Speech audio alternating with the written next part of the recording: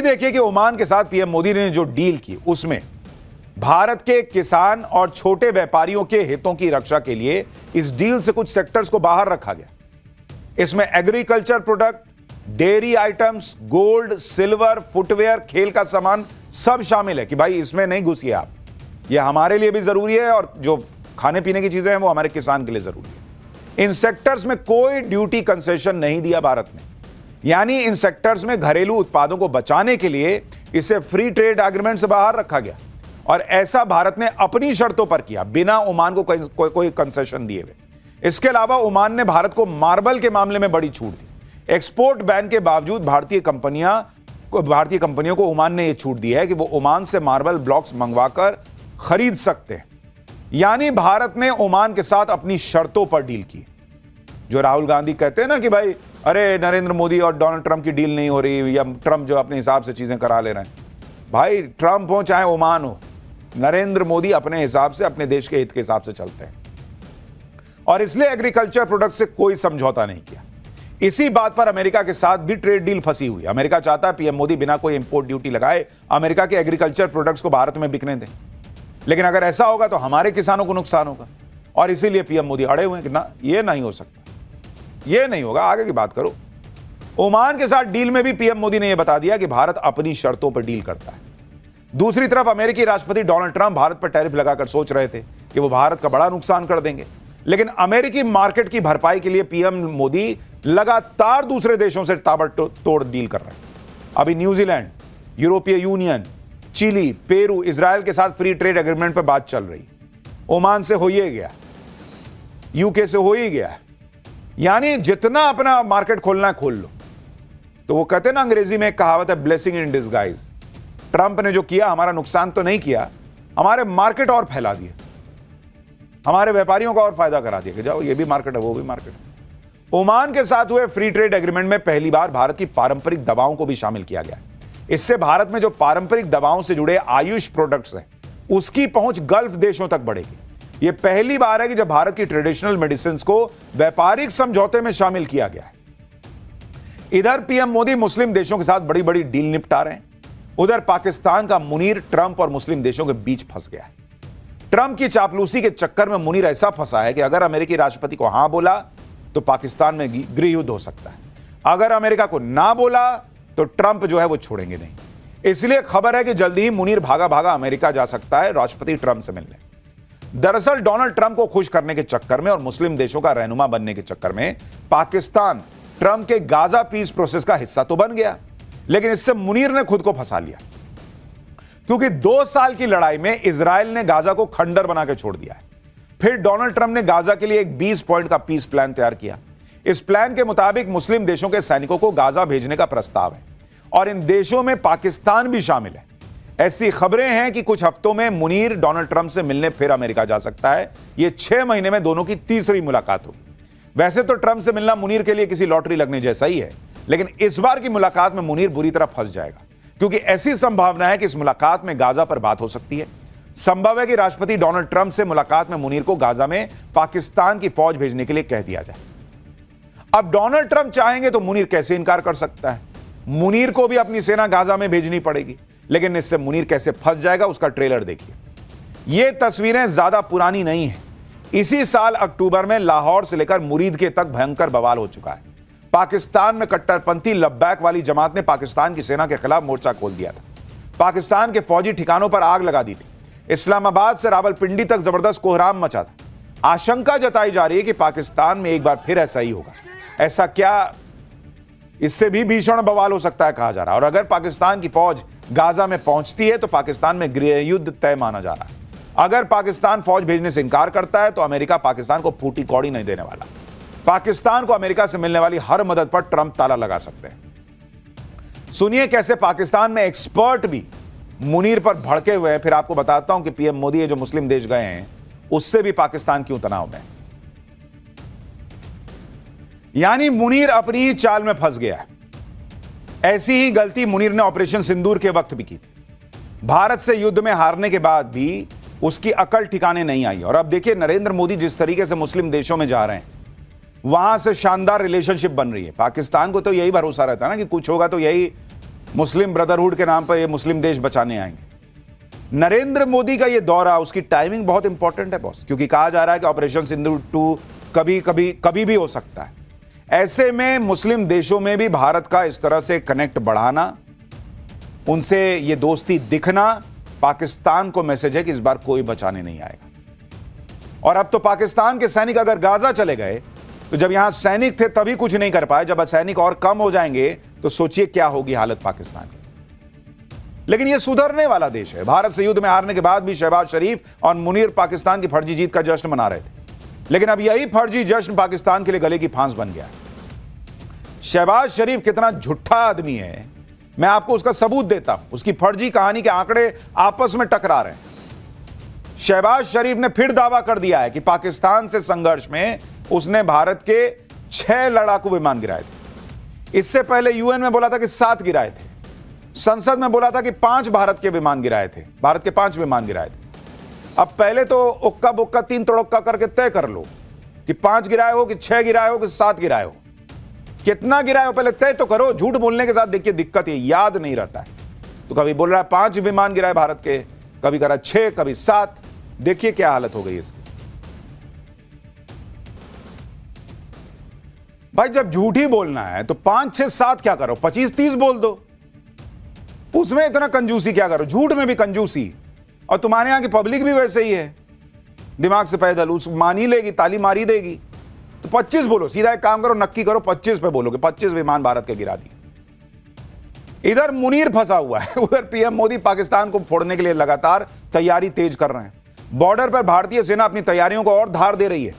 आप देखिए कि जम्मू कश्मीर में एक खास ट्रेन से सेना के टैंक और आर्मी ट्रक जो है वो कश्मीर लाए गए हैं। सेना ने बताया कि ट्रेन के जरिए टैंक, तोप सफलतापूर्वक अनंतनाग तक लाए गए हैं। यह सेना के लिए एक अहम लॉजिस्टिक उपलब्धि है।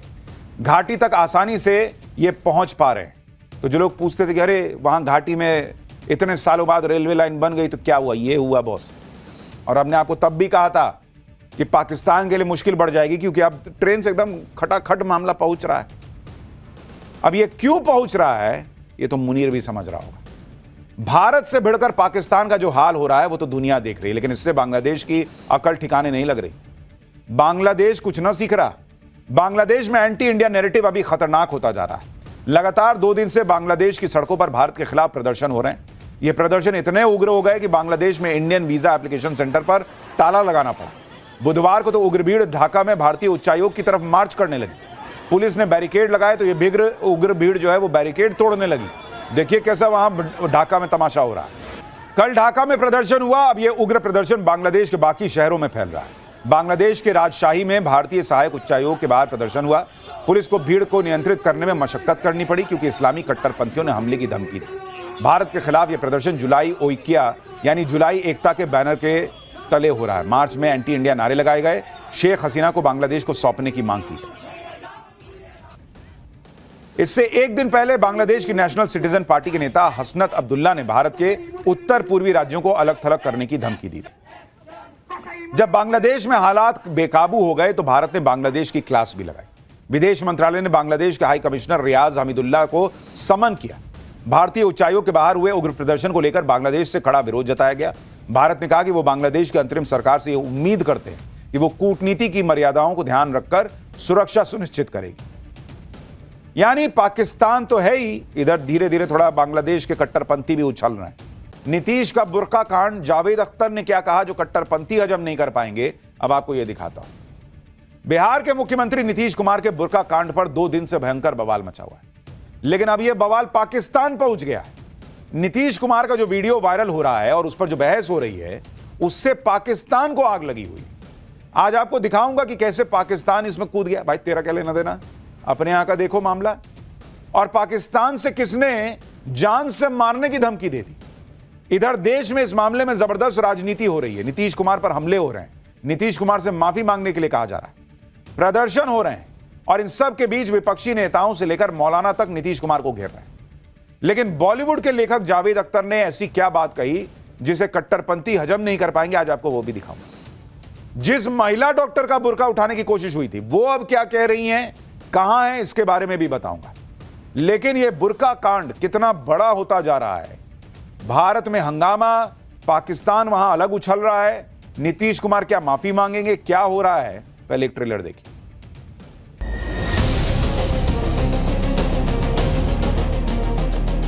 इस देश की प्रधानमंत्री एक बच्ची हिजाब पहन के प्रधानमंत्री बने। ये किसी को धर्म से नहीं लेना चाहिए। ये पाकिस्तान नहीं है जो यहाँ शरिया कानून है। जितनी भी निंदा की जाए कम है। इनको अपने संवैधानिक पद से फौरन इस्तीफा देना चाहिए। मुस्लिम महिलाओं और खवातीन का फंडामेंटल राइट के साथ साथ ये हमारा मजहबी हक भी है। बिहार के मुख्यमंत्री नीतीश कुमार ने हिजाब पहनी महिला डॉक्टर के साथ जो किया, उस पर देश में तो बवाल मचाई है। लेकिन पहले देखिए कि कैसे पाकिस्तान अब इस मामले में कूद पड़ा है। वो पाकिस्तान जहां अल्पसंख्यक हर समय डर के साए में रहते हैं, जहां हिंदू बच्चियों को उनके माता पिता के सामने से अगवा कर लिया जाता है, अभी हाल में भी हुआ है, जबरन धर्म परिवर्तन कराया जाता है, वो पाकिस्तान अब भारत में अल्पसंख्यकों के नाम पर हल्ला मचा रहा है। पाकिस्तान का एक गैंगस्टर है शहजाद भट्टी, जो खुद को डॉन बताता है। शहजाद भट्टी ने नीतीश कुमार को धमकी दी है कि अभी समय है, माफी मांग लो, नहीं तो बाद में चीखना चिल्लाना मत। सुनिए पाकिस्तानी डॉन क्या कह रहा है।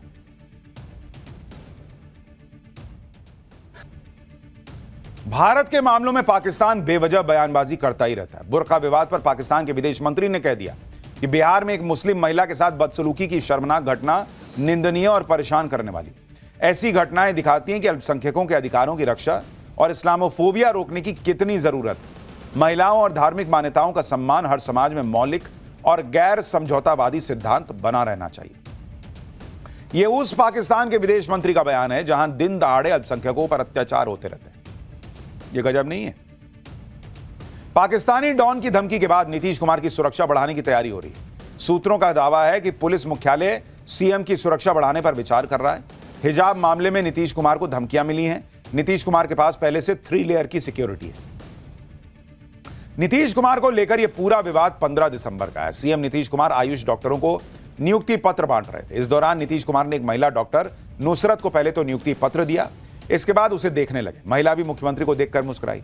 सीएम ने हिजाब की ओर इशारा करते हुए पूछा कि ये क्या है जी? महिला ने जवाब दिया, हिजाब है सर। सीएम ने कहा कि इसे हटाइए। इसके बाद मुख्यमंत्री ने खुद अपने हाथ से महिला का हिजाब हटा दिया। इसी को लेकर विवाद हो गया। इंडी गठबंधन ने भी नीतीश कुमार से सवाल पूछे। उमर अब्दुल्ला से लेकर अखिलेश यादव तक नीतीश कुमार को निशाने पर लिया। एक बार सुनिए इंडी गठबंधन क्या कह रहा है। एक मर्द ये करे, ये कहीं पे भी जायज नहीं है। और अगर चीफ मिनिस्टर साहब उनको ऑर्डर नहीं देना चाहते थे तो उनको एक साइड पर रखते, लेकिन सबके सामने इस तरह उनको जलील करना ये बहुत गलत बात है। लेकिन आहिस्ता आहिस्ता जो है नीतीश कुमार साहब, जिनको पहले एक सेक्युलर लीडर और एक समझदार लीडर के तौर पे समझा जा रहा था, शायद अब उनकी असलियत जो है वो सामने आ रही है। बहुत दुखद घटना है और दुनिया में इसकी निंदा हुई है। केवल भारत में ही नहीं, दुनिया में निंदा हुई है। ऐसा व्यवहार किसी को नहीं करना चाहिए। और जहां तक दूसरे व्यक्ति का नाम ले रहे हो, उसको तो मुख्यमंत्री जी ने कहा होगा, जाओ ये कही जाके। देखिए एक चीज तो बहुत क्लियर है कि मुख्यमंत्री नीतीश कुमार की अपनी सोच जो भी रही हो कि वो देखना चाह रहे हैं कि भाई जिसका नियुक्ति पत्र है वही महिला है या नहीं है, जो भी है, लेकिन उसका एक कायदा होता है। इसको थोड़ी देर के लिए हिंदू मुसलमान से अलग करके देखिए, बुर्का और जो पर्दा प्रथा है उससे अलग करके देखिए, घूंघट से अलग करके देखिए। किसी के घर की महिला के साथ क्या कोई पुरुष ऐसा कर सकता, चाहे वो मुख्यमंत्री क्यों ना हो? नीतीश कुमार ऐसा कैसे कर सकते हैं कि आप खींच दिए? आपको लग रहा है कि भाई आपको चेहरा देखना है कि वही लड़की है, वही महिला है, नहीं है, आप बोलते मैं नहीं दूंगा नियुक्ति पत्र, आप बुर्का हटा के आइए। लेकिन आप किसी का बुर्का पकड़ के कैसे खींच दीजिएगा बॉस? और इसीलिए सवाल उठ रहे हैं। बीजेपी ने, हालांकि इस पूरे मामले में नीतीश कुमार का कुछ नेताओं ने बीजेपी के समर्थन कर दिया। केंद्रीय मंत्री गिरिराज सिंह ने कहा कि नीतीश कुमार ने जो किया सही किया है। भारत इस्लामिक देश नहीं है। अगर कोई जॉब लेटर ले रहा है तो क्या चेहरा नहीं दिखाएगा? चेहरा दिखाएगा, लेकिन चेहरा देखने का यह तरीका है क्या गिरिराज सिंह जी?